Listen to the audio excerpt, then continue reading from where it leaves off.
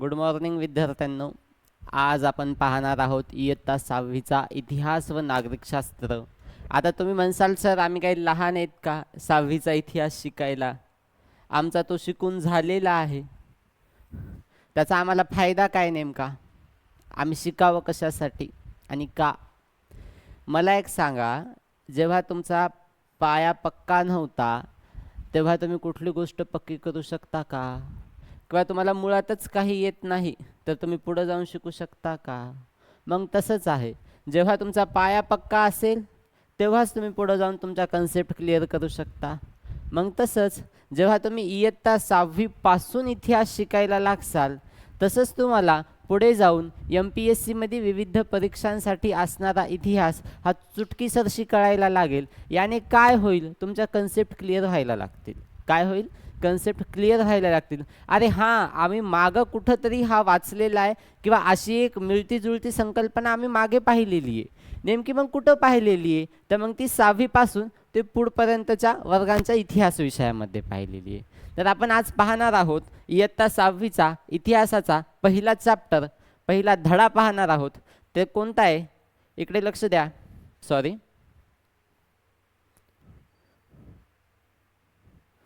तो आहे, चल ना बाबावरी मग.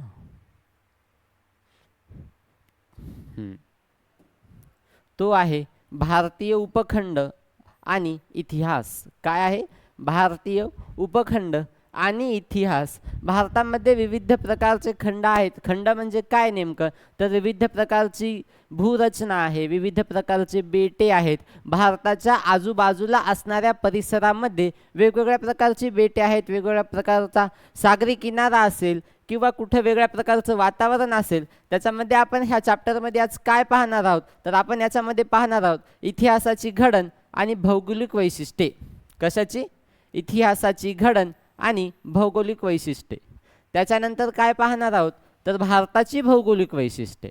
आणि त्याच्यानंतर काय पाहणार आहोत? भारतीय उपखंड. काय पाहणार आहोत? भारतीय उपखंड. चॅप्टर लहान आहे, पहिला चॅप्टर आहे, समजण्यासारखा आहे, समजून पण घ्या तुम्ही. थोडक्यात सांगायला गेलं तर याच्यामध्ये आपण काय पाहू शकतो? तर पहिलं पाहायची इतिहासाची घडण, नेमका इतिहास घडला कसा, आणि भौगोलिक वैशिष्ट्ये. इतिहास हा घडतो,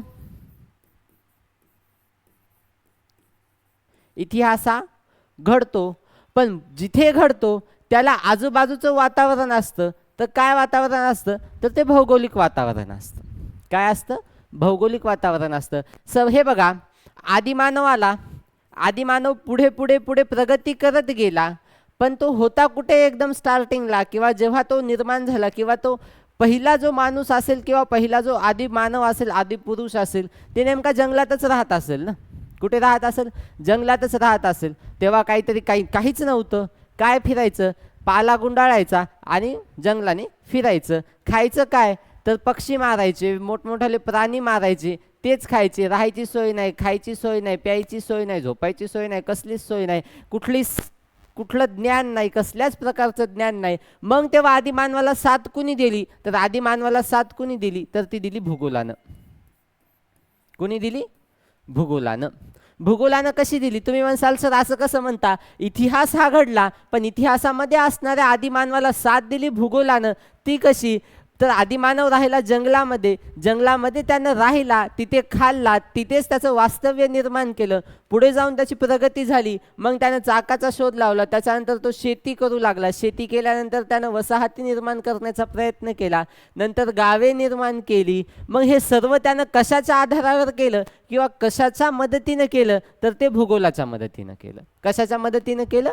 तर भूगोलाच्या मदतीनं केलं. नेमकं काय? तर तुम्ही इथं वास्तव्यास आहात, तुम्हाला इथं वास्तव्य करायचं असेल तर तुमच्या आजूबाजूचा परिसर कसा आहे हे आपल्याला लक्षात घेणं गरजेचं असते.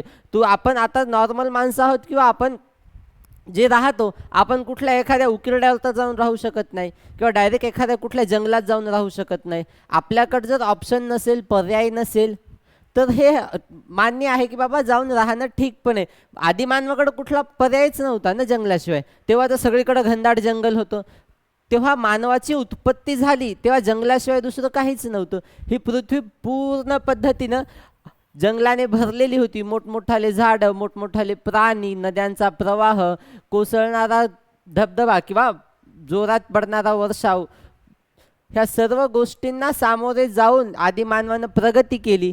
ती इथून इथपर्यंत प्रगती केली. आदिमानव इथं होता, त्यानं आपली प्रगती इथपर्यंत आणली. हा जो काळ होता तो काळ होता इतिहास. काय होता? इतिहास. म्हणजे काय तर सोप्यात सांगायचं झालं तर तुम्ही आदिमानव होता किंवा आदिमानवापासून आपण इथपर्यंत आलो, तर हा जो मधातला डिस्टन्स आहे तर तो काय आहे? इतिहास. भूतकाळात घडून गेलेल्या घटनांचा अभ्यास करणं कशामध्ये असतं? इतिहासामध्ये असतं. कशामध्ये असतं? इतिहासामध्ये असतं. ह्याच पाठामध्ये आणखी एक अशी लाईन आहे की इतिहास आणि भूगोल हे एकमेकांचे घनिष्ठ संबंध असणारे घटक आहेत. काय म्हटलेले आहे? इतिहास आणि भूगोल हे एकमेकांचे घनिष्ठ संबंध असणारे घटक आहेत. आत्ताच सांगितलं, इतिहास घडवायचा असेल किंवा इतिहास जर घडत असेल तर त्याला मदत करतो, त्याला पर्यायी राहतो, त्याला परिणाम दाखवतो, तो असतो भूगोल. त्याला कारणीभूत ठरवतो भूगोल. अर्थात काय? आदिमानव होता, तो जंगलात राहिला. जंगलात राहिल्यानंतर त्यानं वास्तव्य निर्माण केलं. पुढे जाऊन त्याच जंगलातल्या दगडाचा त्यानं चाकाचा शोध लावला. पुढे त्यानं वृक्षतोड करून शेतीची निर्मिती केली. त्या शेतीपासून त्यानं पिकवू लागला. त्याच्यानंतर त्यानं वसाहत निर्माण केली. वसाहती निर्माण केल्यानंतर त्याने गावं निर्माण केली. अशा प्रकारे इतिहास घडला, पण कुणाच्या सोबतीनं घडला? भूगोलाच्या सोबतीनं घडला. म्हणून काय सांगायचंय? इतिहास आणि भूगोल हे एकमेकांचे घनिष्ठ संबंध असणारे हे दोन घटक आहेत. या पाठामध्ये आपण तेच पाहणार आहोत. याच्यात आपण सर्वात अगोदर पाहता इतिहासाची व्याख्या नेमकी काय दिलेली आहे. इतिहासाची व्याख्या काय दिलेली आहे? तर इतिहासाची व्याख्या अशी आहे की मानवी संस्कृतीच्या प्रवासात घडलेल्या सर्व प्रकारच्या भूतकालीन घटनांची सुसंगत मांडणी. काय? मानवी संस्कृतीच्या प्रवासात आदिमानवापासून आपल्यापर्यंत येणारी ही जी संस्कृती आहे, या प्रवासामध्ये घडलेल्या सर्व प्रकारच्या भूतकालीन घटना. माणसाची उत्पत्ती झाली, माणूस हा 21व्या शतकात आला. माणसाच्या उत्पत्तीपासून ते 21व्या शतकापर्यंत विविध प्रकारच्या घटना घडल्या. विविध प्रकारच्या घटना, भूतकालीन घटना घडल्या किंवा भूतकाळात घटना घडल्या, यांची सुसंगत मांडणी म्हणजे काय? तर इतिहास. सोप्यात सोपं सांगायचं म्हणजे काय? तर इतिहास म्हणजे काय? तर आदिमानवापासून किंवा जुन्या घटकापासून नव्या घटकापर्यंत येताना आतमध्ये घडलेल्या सर्व घटना. कुठल्या? जुन्या घटकापासून नव्या घटकापर्यंत येताना आतमध्ये घडलेल्या संपूर्ण घडणाऱ्या ह्या ज्या घटना आहेत त्यांना आपण काय म्हणतो? त्यांना आपण इतिहास म्हणतो. काय म्हणतो? इतिहास म्हणतो. याच्यानंतर आपण पाहता स्थल, काल, व्यक्ती, समाज हे इतिहासाचे 4 प्रमुख आधारस्तंभ आहेत. कोणते कोणते? स्थल, काल, व्यक्ती आणि समाज. कोण कोण? स्थल, काल, व्यक्ती आणि समाज. स्थल म्हणजे काय? स्थल म्हणजे जागा, ठिकाण. काल म्हणजे काय? काळ किंवा कालावधी. व्यक्ती म्हणजे आपण आणि समाज म्हणजे काय? तर आपण तयार केलेली एक संस्कृती. काय? स्थल म्हणजे जागा किंवा ठिकाण, काल म्हणजे काय? कालावधी, व्यक्ती म्हणजे कोण? आपण, आणि समाज म्हणजे कोण? तर समाज म्हणजे आपण तयार केलेली संस्कृती म्हणजे समाज. कळालं? हे इतिहासाचे 4 आधारस्तंभ आहेत. लक्षात आले का मुलांनो? इतिहासाचे 4 स्तंभ कुठले? काल, स्थल, समाज आणि व्यक्ती. कोण कोण? काल, स्थल, समाज आणि व्यक्ती. हे आपले इतिहासाचे 4 संबंध आहेत. याच्यातली पुढे सांगितले की स्थल हा घटक भूगोलाशी म्हणजे भौगोलिक परिस्थितीशी संबंधित आहे. स्थल हा घटक भूगोलाशी किंवा भौगोलिक परिस्थितीशी संबंधित आहे. स्थल म्हणजे काय? जागा. जागा म्हणजे काय? तर ठिकाण. काय? ठिकाण. हे जे ठिकाण आहे ना, तर आपण एखाद्या जागी राहायला गेलो. समजा तुम्ही आणि मी आहोत किंवा तुम्ही आहात किंवा मी आहे. आता मी इथं उभा आहे, मी तुम्हाला शिकवतोय. मी का शिकवतोय? कारण माझ्या आजूबाजूचं वातावरण तसं तयार झालेलं आहे. का शिकवतोय? माझ्या आजूबाजूचं वातावरण तशा प्रकारचं तयार झालेलं आहे. तुम्ही पुढं बसलेले आहात, तुम्ही शिकताय. तुम्ही कशासाठी शिकताय? तुम्ही का शिकताय? कारण तुमच्या आजूबाजूला तयार झालेलं वातावरण ते शिकण्यायोग्य झालेले म्हणून तुम्ही शिकताय. म्हणजे काय? एकाच जागी 2 घटक आहे. मी शिक्षक आहे, तुम्ही विद्यार्थी आहेत. मी शिकवताना माझ्या आजूबाजूचं वातावरण आणि तुम्ही शिकताना तुमच्या आजूबाजूचं वातावरण, ह्या दोन्ही गोष्टी आपल्या शिकण्याला आणि माझ्या शिकवणाऱ्या ह्या घटकाला प्रभावित करतात. म्हणजे काय, स्थल हा घटक भूगोलाशी म्हणजे भौगोलिक परिस्थितीशी संबंधित असतो. मी झालो घटक, हे झालं स्थल, आणि माझ्या आजूबाजूच्या गोष्टी झाल्या माझी भौगोलिक परिस्थिती. तुम्ही काय झाले, तुम्ही झाले घटक, तुम्ही बसला ती जागा झाली स्थल, आणि तुमच्या आजूबाजूला तयार झालेलं जे ॲटमॉस्फिअर आहे, जे वातावरण आहे शिक्षणाचं, ते काय झालं, तुमची भौगोलिक परिस्थिती झाली. मग सोप्यात सांगायचं काय, आदिमानव गेला, आदिमानवाला थोडंफार जाण झाली, तर थोडाफार त्यानं हुशार झाला, चाकाचा शोध लागला, त्याच्यानंतर त्यानं वसाहती निर्माण करण्याचा प्रयत्न केला. का केला, की बाबा आता आपण चांगल्या प्रकारे आपल्याला सगळ्या गोष्टी समजल्यात, आपल्याला समजत आहेत, आपण वेगवेगळ्या प्रकारचे शोध लावू शकत आहोत, किंवा आपली बौद्धिक क्षमता तेवढी चांगली झालेली, याच्यामुळे आपण चांगल्या प्रकारचं राहणीमान अफोर्ड करू शकतो, आपण तेवढं राहणीमान बाळगू शकतो. याच्यामुळे काय सांगितले, स्थल हा घटक भूगोलाशी किंवा भौगोलिक परिस्थितीशी संबंधित आहे. समजलं का. याच्यानंतर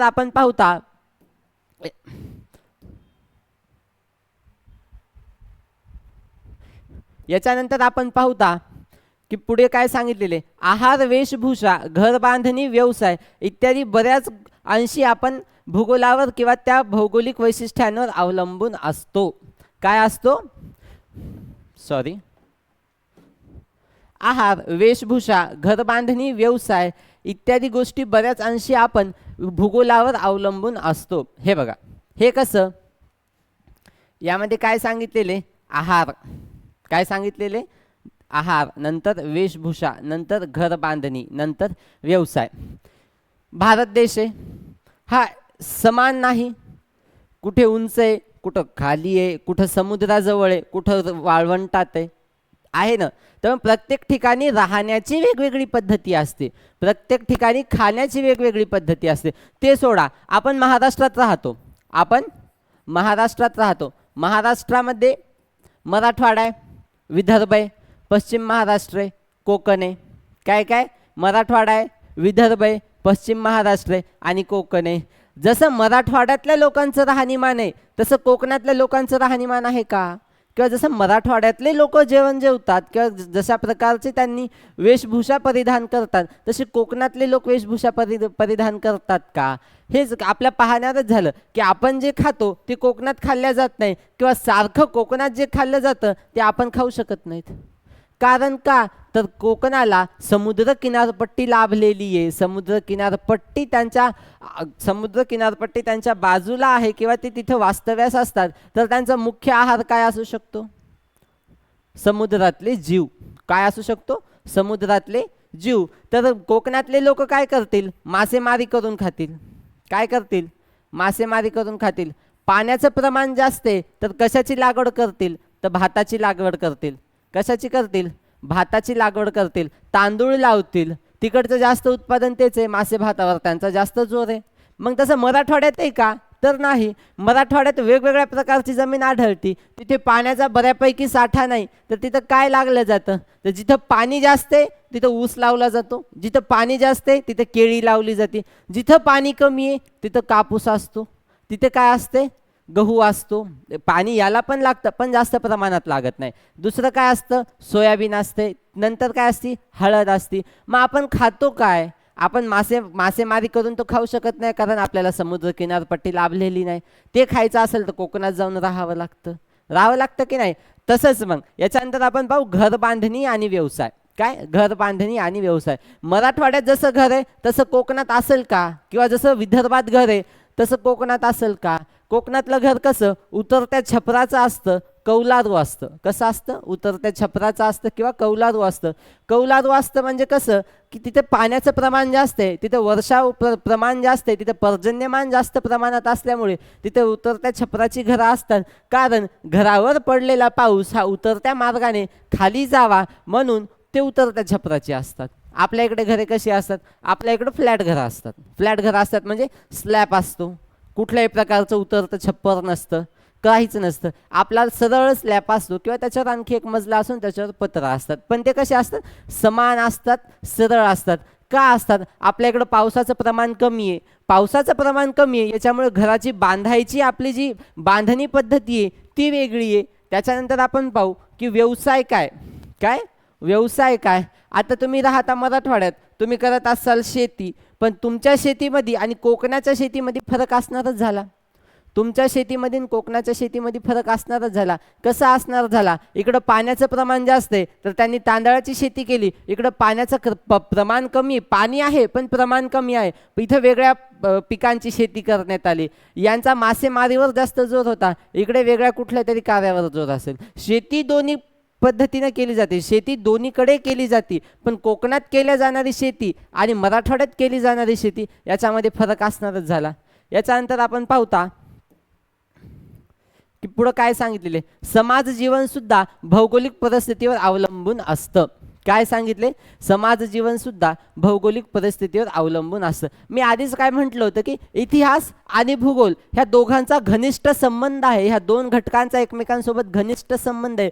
तो आपण याच्यात पाहिला की आहार, वेशभूषा, घरबांधणी किंवा आपल्या प्रत्येक प्रकारचं जे खानपान आहे हे आपल्या क्षेत्राशी निगडित आहे. विविध क्षेत्रात विविध प्रकारचे लोक राहतात, विविध प्रकारचे तिथे व्यवसाय केले जातात. तसंच काय तर समाज जीवन सुद्धा भौगोलिक परिस्थितीवर अवलंबून असतं. म्हणजे कसं, जिथली भौगोलिक परिस्थिती ही खूपच चांगली आहे, खूपच डोंगराळ भाग आहे, तिथं राहणाऱ्या लोकांचं प्रमाण किंवा राहणाऱ्या लोकांचं राहणीमान आणि जिथे भौगोलिक परिस्थिती म्हणावं तेवढी विशेष नाही किंवा चांगली नाही, तिथे राहणाऱ्या लोकांचं प्रमाण यांच्यामध्ये तफावत निर्माण होऊ शकते. अर्थात काय, समाज जीवनावर सुद्धा भौगोलिक परिस्थितीचा हा प्रभाव पडत असतो.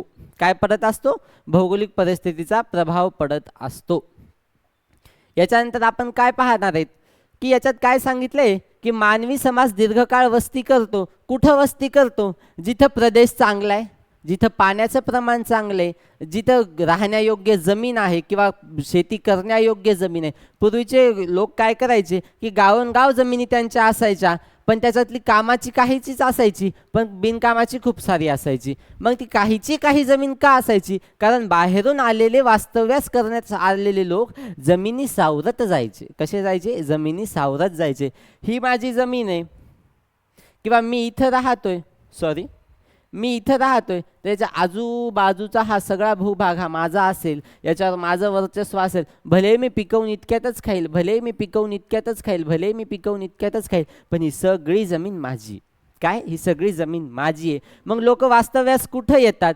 कुठं मानवी समाज दीर्घकाळ वस्ती करतो? तर कुठं करतो? जिथं ज्या प्रदेशातील हवामान योग्य आहे, पर्जन्यमान चांगलं आहे, शेतीतून मिळणारं पीक चांगलं आहे, जिथले वनस्पती आणि प्राणी इत्यादी गोष्टींचा जो साठा आहे, जी साधने आहेत ती चांगल्या मुबलक प्रमाणात आहे, चांगल्या प्रमाणात आहे, जिथे हिंसक प्राणी नाहीत, अशा ठिकाणी लोक वस्ती करतात. यानंतर आपण पाहिलं कालांतराने त्याच वस्त्यांचे ग्राम, वसाहती, नगरे आणि शहरे यांच्यामध्ये रूपांतरण होते.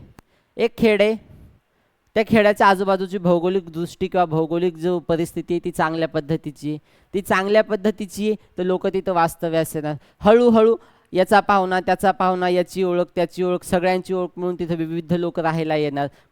ओळखीने जरी नाही आले तरी दुसरा एक घटक इथं येऊन राहणार, कारण प्रत्येक गावामध्ये विविध समाजाचे, विविध जातीचे लोक राहत असतात. मग तसंच हे आला तर याचा सुद्धा परिवार आला, ह्या दोघांचा आला तर त्या तिसऱ्याचा सुद्धा परिवार आला, आणि ह्या सगळ्यांचा परिवार मिळून काय झालं तर तिथे एक वसाहत निर्माण झाली, तिथे एक गाव तयार झालं, तिथे एक खेडं तयार झालं. या 2-4 खेड्यांचं मिळून आणखी एक शहर निर्माण झालं. या आणखी एक शहराचं काहीतरी मोठं मिळून नगर तयार झालं.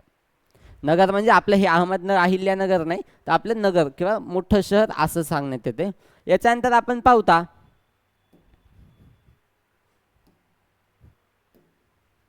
भारताची भौगोलिक वैशिष्ट्ये. काय पाहणार आहोत?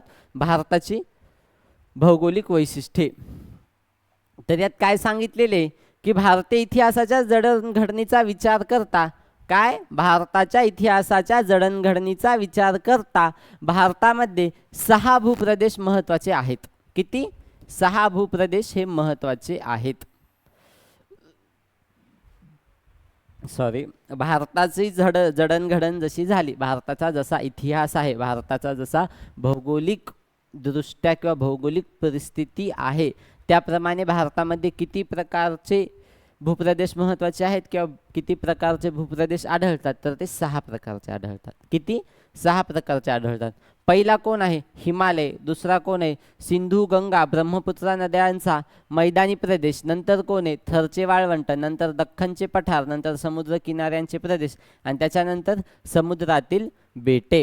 कुणी जर विचारलं तर भारतातील महत्त्वाचे भूप्रदेश किती, तर 6 आहेत. कुठले कुठले? हिमालय, सिंधू गंगा ब्रह्मपुत्रा नद्यांचे मैदानी प्रदेश, थरचे वाळवंट, दख्खनचे पठार, समुद्र किनाऱ्यांची बेटे आणि समुद्रातील बेटे. तर त्याच्यात आपण पहिला जो आपला भूप्रदेश आहे तो पाहूत. तर तो कोणता आहे? तर तो आहे हिमालय. कोणता आहे? हिमालय. हा बघा, हा आहे हिमालय पर्वत. दिसते का? हा आहे हिमालय पर्वत.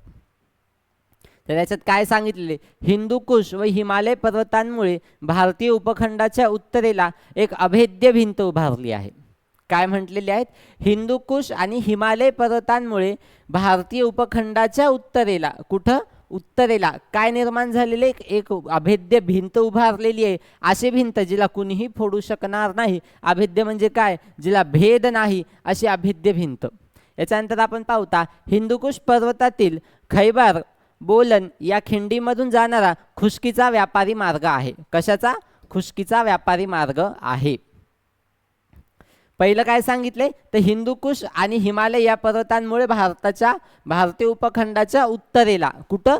उत्तरेला काय निर्माण झालेले? एक अभेद्य भिंत निर्माण झालेली आहे. आणि नंतर काय म्हटले?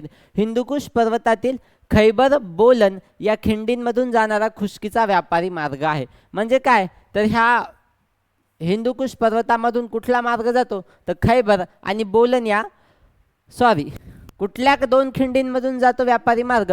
खैबर आणि बोलन. कोण कोण? खैबर आणि बोलन या 2 खिंडींमधून खुष्कीचा व्यापारी मार्ग जातो. कशाचा व्यापारी मार्ग जातो? खुष्कीचा व्यापारी मार्ग जातो. याच्यानंतर आपण पाहू की चीन पासून निघून मध्य आशियातून अरबी प्रदेशापर्यंत जाणारा व्यापारी मार्ग रेशीम मार्ग म्हणून ओळखला जातो. कुठून कुठून? चीन पासून निघून मध्य आशियातून, कुठून? चीन पासून निघून मध्य आशियातून अरबी प्रदेशापर्यंत. कुठं कुठं?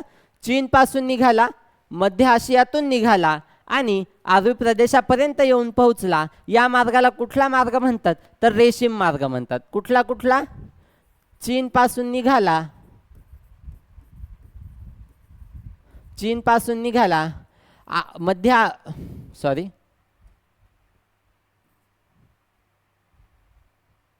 एक मिनिट.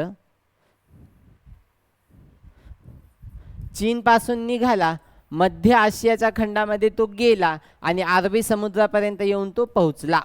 काय काय झालं? चीन पासून निघाला, मध्य आशियामध्ये आला आणि अरबी समुद्रापर्यंत जाऊन पोहोचला. या मार्गाला काय म्हणतात? तर या मार्गाला म्हणतात रेशीम मार्ग. काय म्हणतात? रेशीम मार्ग. असं जर विचारलं भारतीय उपखंडामध्ये रेशीम मार्ग कुठला होता, किंवा हा जर खैबर बेलन या पर्वत रांगांमधून किंवा कुठला खुष्कीचा मार्ग जायचा त्याला काय म्हणायचे? तर रेशम मार्ग जायचा. तर तो कशामुळे रेशम मार्ग म्हटला जायचा? कारण इथून पश्चिमेकडील देशांत पाठवल्या जाणाऱ्या वस्तूंमध्ये सर्वात महत्त्वाची वस्तू कुठली होती? तर रेशम होती. कुठली होती? रेशीम होती. कुठली?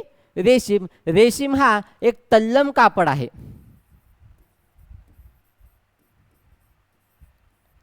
काय? तल्लम कापड आहे. हा एक वस्त्र निर्माण करण्याचा धागा म्हणा किंवा महत्त्वाचं साधन म्हणा. म्हणजे काय? रेशीम. रेशमाचा कपडा एवढा महाग असतो कारण तो बनवला जातो रेशीम या किड्यापासून. कशापासून? रेशीम या किड्यापासून. याच्यानंतर आपण पाहूता, याच्यानंतर आपण दुसऱ्या नंबरचा जो आपला मैदानी प्रदेश आहे किंवा भूप्रदेश आहे त्याच्यामध्ये कोण आहे? तर सिंधू गंगा ब्रह्मपुत्रा नद्यांचा मैदानी प्रदेश. सिंधू गंगा ब्रह्मपुत्रा त्यांच्या उपनद्या आणि यांच्या खोऱ्यांचा हा प्रदेश आहे. काय आहे? ह्या 3 नद्यांच्या उपनद्या, सिंधू गंगा आणि ब्रह्मपुत्रा या 3 नद्यांच्या उपनद्या यांच्या खोऱ्यांचा हा भूप्रदेश आहे. काय आहे? सिंधू गंगा ब्रह्मपुत्रा या नद्यांच्या ज्या उपनद्या आहेत, या नद्यांच्या उपनद्यांचा जो खोऱ्यांचा प्रदेश आहे, या खोऱ्यांच्या प्रदेशालाच काय म्हणतात? तर ह्या 3 नद्यांचा मैदानी भूप्रदेश असं म्हणतात. यानंतर आपण पाहूता की पश्चिमेकडील पश्चिमेकडील पंजाबपासून पूर्वेकडे सध्याच्या बांगलादेशपर्यंत हा पसरलेला आहे. कुठून कुठून?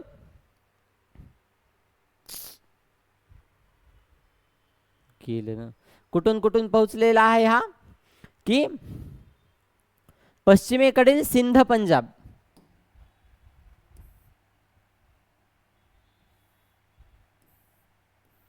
हेवा पूर्व पश्चिम उत्तर दक्षिण, कळते का? मी इकडं उभा आहे ना, ही म्हणजे पूर्व पश्चिम, ही उत्तर आणि ती दक्षिण. तर हे बघा, पश्चिमेकडील पंजाब आणि सिंध,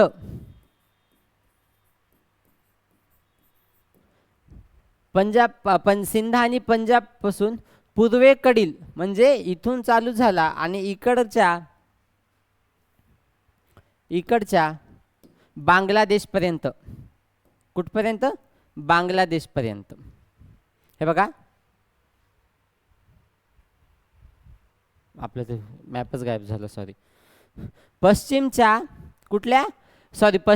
सिंध आणि पंजाब पासून पूर्वेच्या बांगलादेश पर्यंत ह्या ज्या नद्यांचा भूप्रदेश आहे हा पसरलेला आहे. कुठल्या नद्यांचा? गंगा, सिंधू, गंगा, ब्रह्मपुत्रा या नद्यांच्या उपनद्यांचा जो खोऱ्याचा प्रदेश आहे हा कुठून पसरलेला आहे? तर पश्चिमेच्या पंजाब आणि सिंध पासून पूर्वेच्या बंगालपर्यंत किंवा बांगलादेशपर्यंत हा पसरलेला आहे. त्याच्यानंतर काय सांगितलेले? यानंतरची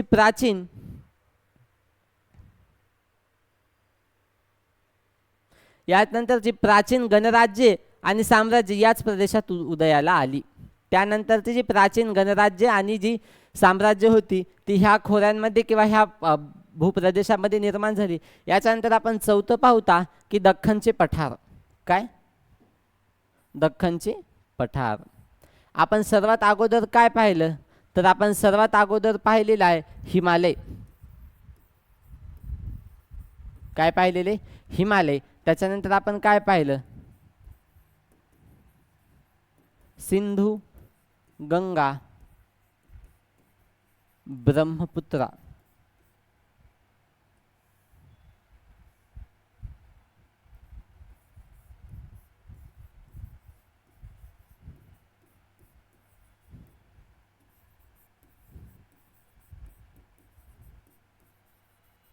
या नद्यांचा काय पाहिलंय? भूप्रदेश पाहिला. याच्यानंतर आपण काय पाहणार आहोत? याच्यानंतर आपण पाहणार आहोत दख्खनचे पठार.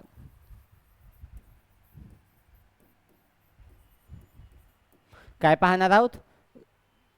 दख्खनचे पठार पाहणार आहोत. एका बाजूस पूर्व किनारा आणि दुसऱ्या बाजूस पश्चिम किनारा यामध्ये असलेल्या भारताचा भूप्रदेश दक्षिणेकडील निमुळता होत जातो. त्याच्या पश्चिम बाजूला अरबी समुद्र, दक्षिणेला हिंदी महासागर आणि पूर्वेला काय? तर बंगालचा उपसागर. काय काय म्हटलेलं आहे की एका बाजूला पूर्व किनारा,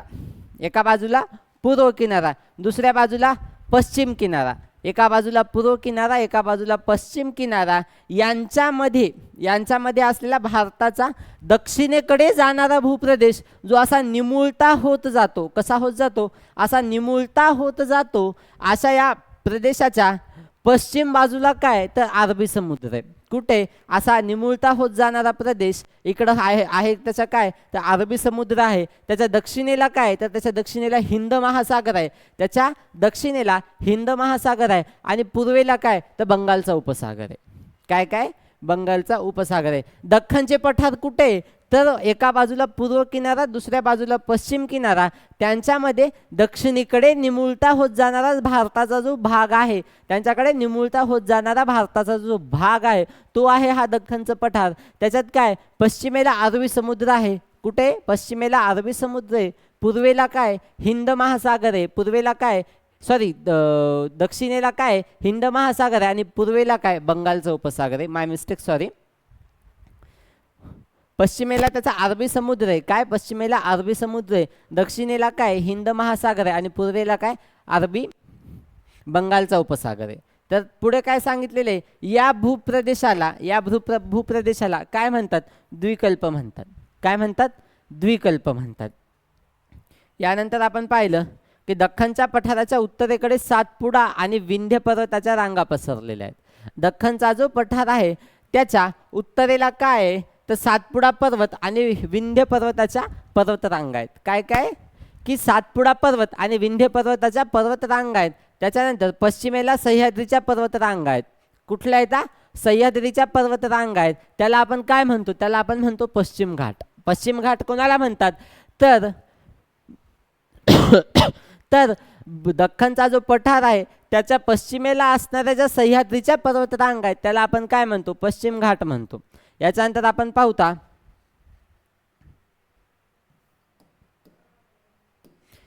याच्यानंतर आपण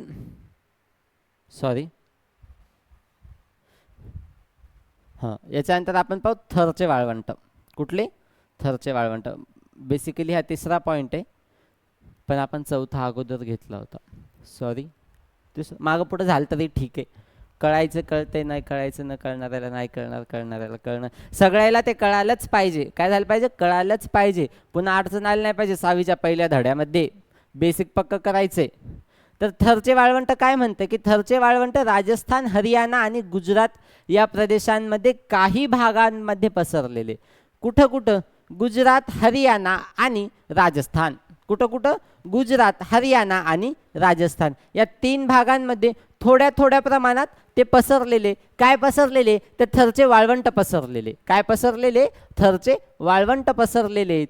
याच्यानंतर काय सांगतात की उत्तरेला सतलज नदी, पूर्वेला अरवली पर्वताच्या रांगा, दक्षिणेला कच्छचे रण आणि पश्चिमेला सिंधू नदी. काय म्हटलेले उत्तरेला सतलज नदी. कुठली नदी सतलज. उत्तरेला सतलज, पूर्वेला अरवली पर्वताच्या रांगा, दक्षिणेला कच्छचे रण आणि पश्चिमेला सिंधू नदी. कुठे पश्चिमेला सिंधू नदी. हिमाचल प्रदेशात उगम पावणारी घग्गर नदी. कुठली नदी घग्गर नदी. कुठं उगम पावती कुठं उगम पावती तर ती हिमालयाच्या प्रदेशात उगम पावती.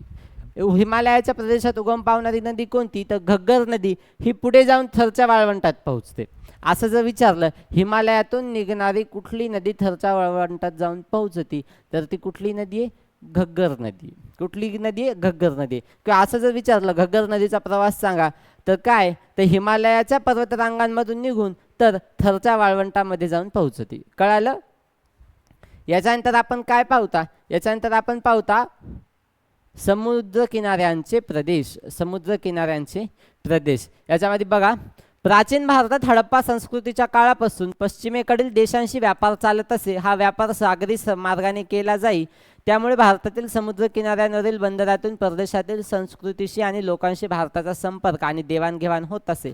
नंतरच्या काळात खुष्कीच्या मार्गाने अर्थात जमिनीवरून व्यापार करणारा किंवा दळणवळण सुरू झाले तरीही सागरी मार्गाचे महत्त्व तितकेच राहिले. सागरी मार्गाचे महत्त्व कायम राहिले. नेमकं सांगायचं काय झालं सांगायचं असं झालं की पूर्वी कुठल्याच प्रकारचं मॅप नव्हता. बरी असला तरी तो कोणाला कळत नसे कारण तो तयार हस्तलिखित तयार झालेला होता किंवा तो बऱ्या प्रमाणात असा होता की कुणाला काहीच माहीत नव्हतं. भारतच कुणाला माहिती नव्हता किंवा पाश्चिमात्य देशांना आपला देश माहिती असेल असं काही हे नाही. कुठून तरी फिरत फिरत आले आपल्या समुद्र किनाऱ्यावर थांबले आणि आपल्या भारताचे रहिवासी झाले. काय झालं कुठून तरी फिरत फिरत आले आपल्या समुद्र किनाऱ्याला आले. थारा घेतला आसरा घेतला आणि इथले स्थायिक झाले. मग तसंच पूर्वी कुठल्या रस्त्यांचं ज्ञान नव्हतं. कुठून कुठला रस्ता निघतो याची माहिती नाही कारण त्या काळात इतक्या प्रमाणात काही तंत्रज्ञान नव्हतं. मग तंत्रज्ञान कुठलं होतं तर ते जहाजाने प्रवास करायचं होतं. कुठलं होतं जहाजाने प्रवास करायचं होतं. जहाजाने प्रवास करायचा ह्या खंडापासून त्या खंडापर्यंत मैलोन मैल कसा प्रवास करायचा जहाजानेच प्रवास करायचा. त्याच्यानंतर काय झालं खुष्कीचा मार्ग आला. खुष्कीचा मार्ग आला म्हणजे काय तर रस्त्यावरून चालणारा किंवा रस्त्यावरून दळणवळण करणारा मार्ग चालू झाला तरीही समुद्र किनाऱ्याने किंवा समुद्री मार्गाने आपले महत्त्व कायम ठेवलेले आहे. याच्यानंतर आपण पाहता समुद्रातील बेटे. कुठले समुद्रातील बेटे. बेटे हो कुठले बेटे समुद्रातील बेटे. याच्यात काय सांगितलेले अंदमान आणि निकोबार. काय काय अंदमान आणि निकोबार ही बंगालच्या उपसागरातील भारतीय बेटे आहेत. कुठले कुठले अंदमान आणि निकोबार भारतीय उपसागरातील ही आपली भारताची बेटे आहेत. कुठल्या उपसागरातील? तर बंगालच्या उपसागरातील. कुणी जर विचारलं तर अंदमान निकोबार कुठल्या सागराच्या उपसागरातली बेटे आहेत? तर बंगालच्या उपसागरातील. कुठल्या? बंगालच्या उपसागरातील. तसेच काय तर लक्षद्वीप हा भारतीय बेटांचा एक समूह आहे. कुठला आहे? लक्षद्वीप. कुठला? लक्षद्वीप. कुठल्या समुद्रातला आहे? अरबी समुद्रातला आहे. कुठल्या? अरबी समुद्रातला आहे. काय आहे? बेटांचा समूह आहे. लक्षद्वीप काय तर हा बेटांचा समूह आहे, पण कुठल्या? अरबी समुद्रातल्या. कळालं? त्याच्यानंतर आपण पाहता की Periplus of the Erythraean C. काय? Periplus of the Erythraean Sea म्हणजे तांबड्या समुद्राचे माहिती पुस्तक. काय? Perithrian of the Erythraean Sea. Periplus of the Erythraean Sea म्हणजे काय तर तांबड्या प्रदेशाचे पुस्तक किंवा तांबड्या समुद्राचे माहिती पुस्तक. या पुस्तकात भारतीय बेटांचा उल्लेख आहे. हे पुस्तक एक अनामिक ग्रीक खलाशाने लिहिलेले आहे. कोणी लिहिलेले आहे? तर अनामिक ग्रीक खलाशाने. खलाशाने म्हणजे काय? जो खलाशी होता, जो प्रवासी होता, तो प्रवासी यायचा आणि भारताची माहिती घ्यायचा किंवा आपण ज्या क्षेत्रात गेलो, ज्या भूभागावर गेलो त्या भूभागाची माहिती घ्यायची आणि त्या भूभागाविषयी आपण संपूर्ण माहिती लिहून एक पुस्तक तयार करायचं किंवा आपलं प्रवास वर्णन तयार करायचं. त्या प्रवास वर्णनामध्ये आपण विविध प्रकारची त्या भूभागाविषयीची माहिती लिहायची. कळालं? समजलं का? तर आज पहिल्यापासून एकदा आपण पाहूता ओव्हरव्ह्यू. काय पाहिलं तर आपण पाहिलं भारतीय उपखंड आणि त्यांचा इतिहास. काय पाहिलं? भारतीय उपखंड आणि त्यांचा इतिहास पाहिलं. याच्यात आपण सगळ्यात अगोदर काय पाहिलं तर आपण इतिहासाची जी व्याख्या आहे ती पाहिली. व्याख्या काय तर मानवी संस्कृतीने विकास केला किंवा विकासापर्यंत येताना ज्या घटना घडल्या, ज्या भूतकालीन घटना घडल्या त्यांचा अभ्यास आला किंवा त्या भूतकालीन घटनांच्या सुसंगत मांडणीला काय म्हणतो आपण? इतिहास म्हणतो. त्याच्यानंतर आपण पाहिलं स्थल, काल, व्यक्ती, समाज हे इतिहासाचे 4 आधारस्तंभ आहेत. त्याच्यापैकी स्थल हा भौगोलिक परिस्थितीशी किंवा भौगोलिकदृष्ट्या महत्त्वाचा किंवा भूगोलाशी संबंधित असणारा घटक आहे. त्याच्यानंतर आपण काय पाहिलं?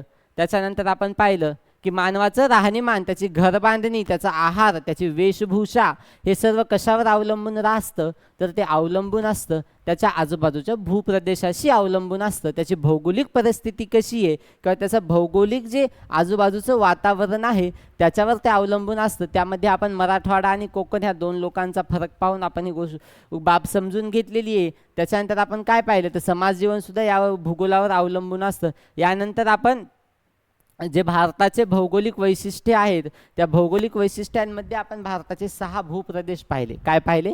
भारताचे 6 भूप्रदेश पाहिले. त्याच्यामधला पहिला कुठला पाहिला? आपण हिमालय पाहिला. दुसरा कुठला पाहिला? आपण सिंधू, गंगा, ब्रह्मपुत्रा नद्यांचा जो भूप्रदेश आहे हा पाहिला. त्याच्यानंतर आपण काय पाहिलं? आपण दख्खनचं पठार पाहिलं. त्याच्यानंतर काय पाहिलं? थरचे वाळवंट पाहिले. त्याच्यानंतर आपण काय पाहिलं तर आपण समुद्री मार्ग पाहिला आणि त्याच्यानंतर काय पाहिलं? समुद्र किनारा पाहिला. त्याच्यानंतर काय पाहिलं तर समुद्रातील बेटे पाहिले. याच्यातलं आपण पहिलं पाहिलं हिमालय. काय पाहिलं? हिमालय पाहिलं. हिमालयामध्ये काय पाहिलं? हिमालय आणि हिंदुकुश पर्वतरांगांमुळे भारताच्या कुठल्या दिशेला एक अभेद्य भिंत निर्माण झालेली आहे तर ती निर्माण झालेली उत्तर या दिशेला निर्माण झालेली आहे. त्याच्यानंतर आपण पाहिलं की ह्या हिंदुकुश पर्वतामधून खैबर आणि बेलन या कोणता खैबर आणि बोलन या खिंडीमधून जाणारा खुष्कीचा व्यापारी मार्ग होता. आपण आत्ताच पाहिलं खुष्कीचा व्यापारी मार्ग म्हणजे काय तर रस्त्यावरून दळणवळण करणारा, रस्त्यावरून चालणारा हा जो मार्ग आहे हा खैबर आणि बोलन या खिंडींमधून जाणारा होता. हा मार्ग कुठून निघायचा? हा निघायचा चीनमधून. हा मध्य आशिया खंडातून जायचा आणि अरबी समुद्रापर्यंत पोहोचायचा. कुठून निघायचा? चीनपासून निघायचा, मध्य आशिया खंडात जायचा आणि तिथून तो अरबी समुद्रापर्यंत पोहोचायचा. तर ह्या मार्गाला काय म्हणायचे तर रेशीम मार्ग म्हणायचे. का रेशीम मार्ग म्हणायचे? कारण तेव्हा जो पाश्चात्य देशांमध्ये आपला जो व्यापार व्हायचा किंवा आपल्या देशातून पाश्चात्य देशांमध्ये जाणाऱ्या ज्या वस्तू आहेत, निर्यात होणाऱ्या वस्तू आहेत, त्या वस्तू कोणत्या होत्या तर त्या वस्तू होत्या रेशीम. रेशीम म्हणजे काय तर तल्लम कापड आहे. या तल्लम कापडामुळे किंवा रेशमामुळे काय म्हणतात तर त्याला रेशीम मार्ग असं म्हणतात. त्याच्यानंतर आपण काय पाहिलं? सिंधू, गंगा, ब्रह्मपुत्रा या नद्यांचा जो भूप्रदेश आहे तो पाहिला. काय पाहिला? सिंधू, गंगा, ब्रह्मपुत्रा या नद्यांचा आपण काय पाहिला? भूप्रदेश पाहिला. हा त्यांचा भूप्रदेश नाही, तर ह्या 3 नद्यांच्या उपनद्यांचा खोऱ्यांचा भूप्रदेश आहे. कुणाचा आहे? गंगा, सिंधू, गंगा, ब्रह्मपुत्रा या 3 नद्यांच्या ज्या उपनद्या आहेत, या उपनद्यांचा जो भूप्रदेश आहे यांचा आपण आज आढावा घेतला, माहिती घेतली. याच्यात आपण काय पाहिलं? तर ह्या पश्चिमेकडील सिंध पंजाबपासून पूर्वेकडे सध्याच्या बांगलादेशपर्यंत हा भूप्रदेश पोहोचलेला आहे. म्हणजे काय? तर पश्चिमेपासून निघालेला हा पूर्वेच्या बांगलादेशपर्यंत पोहोचलेला आहे. त्याच्यानंतर आपण काय पाहिलं? त्याच्यानंतर आपण पाहिलं थरचं वाळवंट हे कुठं कुठं पसरलेले?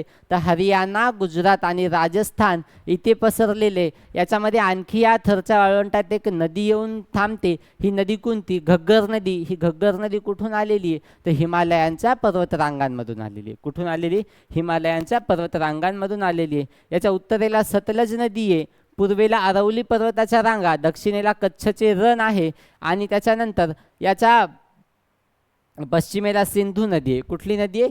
सिंधू नदी आहे. त्याला पाकिस्तानमध्ये कुठल्या नदीने ओळखलं जातं? तर हकरा या सॉरी जी घग्गर नावाची नदी आहे तिला पाकिस्तानमध्ये कुठल्या नावाने ओळखलं जातं? तर हकरा. कुठली? हकरा. कुठली? हकरा या नावाने ओळखलं जातं. हकराचा अपभ्रंश करून हगरा करसाल असं काहीही करू नका. ठेवायचं लक्षात असेल तर तसं ठेवा, पण त्याचं मूळ नाव काय? हकरा आहे. याच्यानंतर आपण काय पाहिलं? याच्यानंतर आपण समुद्र किनाऱ्याचा आपण याच्यानंतर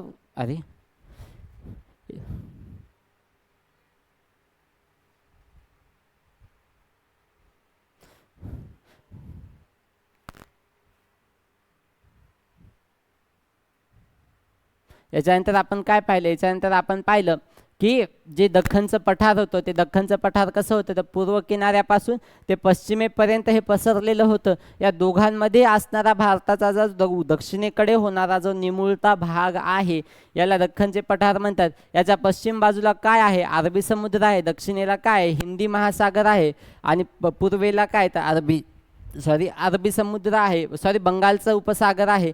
यानंतर आपण काय पाहिलं? या भूप्रदेशाला द्विकल्प असं म्हणतात. काय म्हणतात? द्विकल्प असं म्हणतात. पश्चिम पर्वतरांगांमधून पश्चिम पर्वतरांगा म्हणजे कोण? सह्याद्रीची जी पर्वतरांग आहे तिला कुठला घाट म्हणतात? तर तिला पश्चिमेचा घाट म्हणतात. कुठला घाट म्हणतात? पश्चिमेचा घाट म्हणतात. यानंतर आपण काय पाहिलं?